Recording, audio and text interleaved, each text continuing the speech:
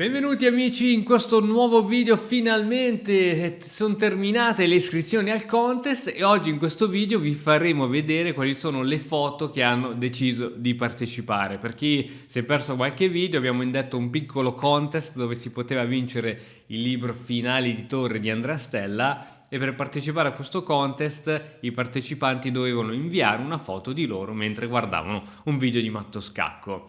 Ora, piccola premessa, poi passerò a farvi vedere le foto che voi dovrete votare. Ogni foto ha un numero, foto numero 1, numero 2, e con un commento qui sotto dovete mettere il numero della foto che scegliete. La foto con maggior numero di voti sarà quella che si aggiudicherà il libro che gli verrà spedito direttamente a casa. Ora, premessa super doverosa, perché nell'era dei social, nell'era della deresponsabilizzazione eccetera eccetera, attenzione a quello che scrivete, ai commenti che fate, perché su 125.000 che siamo su questo canale in 7 hanno partecipato, e quei pochi coraggiosi che hanno partecipato sanno che la gente magari metterà qualche battutina, che scherzerà eccetera. Cerchiamo di non fare robe, insomma, che ognuno si tenga magari un po' i propri pensieri, soprattutto quelli un po' più fastidiosi per te. Cerchiamo di non fare bullismo, robe varie, perché veramente mettersi di fronte all'opinione pubblica non è mai semplice, quindi almeno diamo un incoraggiamento a coloro che hanno deciso di partecipare. Mi raccomando, faccio fede sull'intelligenza degli scacchisti e adesso qui faccio partire il numero, la serie di foto. Mi raccomando, commentate qui sotto dicendo quale avete preferito col numero. Via!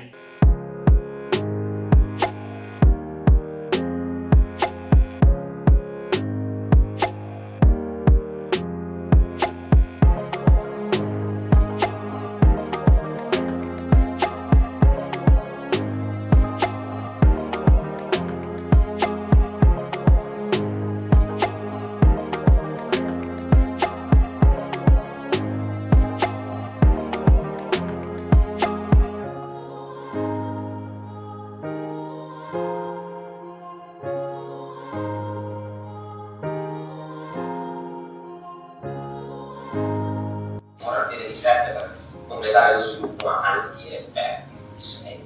Ecco, ora in caso di cavallo per F6 come può vincere il bianco? È anche una combinazione spettacolare che è 2 punti esclamativi.